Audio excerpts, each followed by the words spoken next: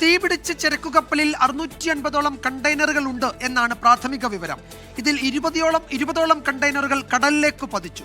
അപകടകരമായ 4 വ്യത്യസ്ത വസ്തുക്കൾ കപ്പലിലെ കണ്ടെയ്നറുകളിൽ ഉണ്ട് എന്ന് സ്ഥിരീകരിച്ചു.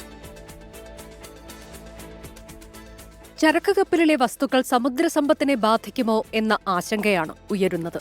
269 മീറ്റർ നീളമുള്ള കപ്പലിൽ 650 കണ്ടെയ്നറുകൾ ഉണ്ടെന്നാണ് വിവരം.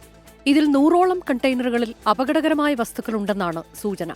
20 കണ്ടെയ്നറുകൾ കടലിൽ പതിച്ചു.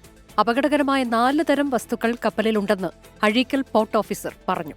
ക്ലാസ് 3, ക്ലാസ് 4.1, 4.2 സ്പോണ്ടാനിയസ് കമ്പഷൻ ഉണ്ടാക്കുന്ന തനിയെ പിടിക്കുന്ന രാസവസ്തുക്കൾ, അതേപോലെ 6 ടോക്സിക് വിഷാംശം ഉണ്ടാകുന്ന സബ്സ്റ്റൻസ്. അപ്പോൾ ഇങ്ങനെയുള്ള 4 തരത്തിലുള്ള ക്ലാസ്സിലുള്ള ഡേഞ്ചറസ് ഗുഡ്സ് ഈ കാർഗോയുടെ കൂടെയുണ്ട്. എല്ലാം അതാണെന്ന് ഞാൻ പറയുന്നില്ല.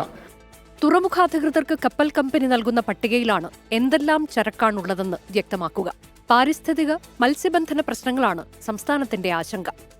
നമുക്കിവിടെ പാരിസ്ഥിതിക പ്രശ്നവുമായി ബന്ധപ്പെട്ട് വരുന്നതും മത്സ്യത്തൊഴിലാളികൾക്ക് ഉണ്ടാകുന്ന ബുദ്ധിമുട്ട്, അത്തരം കാര്യങ്ങൾ ജാഗ്രത പാലിച്ച് അതിന് പരിഹാരം ഉണ്ടാവുകയും നമുക്ക് ഏതെങ്കിലും നഷ്ടങ്ങൾ ഉണ്ടായാൽ അത് ക്ലെയിം ചെയ്ത് വാങ്ങിക്കുകയും ചെയ്യുന്നതാണ് നമ്മുടെ ഭാഗത്തിൽ. അത് കൃത്യമായി ആ കാര്യങ്ങളൊക്കെ നീങ്ങിയിട്ടുണ്ട്. നിലവിൽ കേരള തീരത്ത് ആഘാതമില്ലെന്ന് ദുരന്ത നിവാരണ അതോറിറ്റി വ്യക്തമാക്കി. 24 കോഴിക്കോട്.